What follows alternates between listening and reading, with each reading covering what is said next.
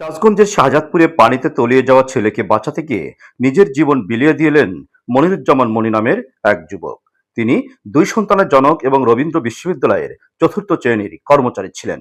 মর্মান্তিক এই দুর্ঘটনা ঘটেছে 20 আগস্ট বুধবার দুপুরে সিরাজগঞ্জের শাহজাদপুর উপজেলার কায়েমপুর ইউনিয়নের বর্জ্যবালা পুরনপাড়া গ্রামে।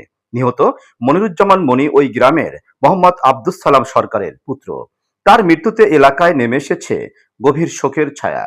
স্থানীয় সূত্রে জানা যায়, দুপুর 12টার দিকে মনিরুজ্জামান মনি তার ছেলে ভাগিনা হাবিবর শেখ এবং বৃদ্ধ পিতাকে নিয়ে একটি ডিঙ্গি নৌকায় ধান ভাঙাতে স্থানীয় চীনাধুকরিয়া বাজারের উদ্দেশ্যে রওনা দেয়। প্রতিমধ্যে হঠাৎ একটি ঢেউয়ের ধাক্কায় নৌকাটি উল্টে যায়।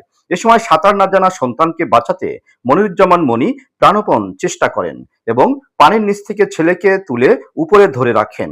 উপস্থিত লোকজন তার পিতা, ভাগিনা ও সন্তানকে নিরাপদে উদ্ধার করতে সক্ষম হলেও মনির নিজে পানির নিচে ডুবে যায়।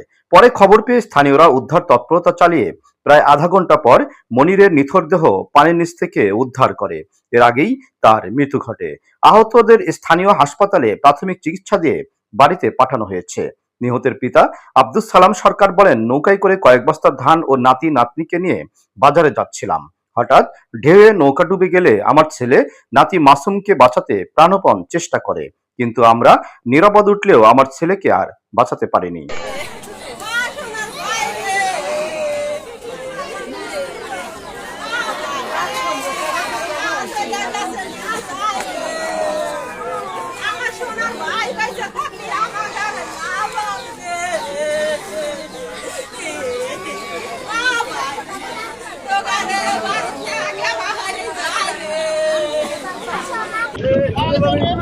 এই আমি কিন্তু সাঁতার জানি না।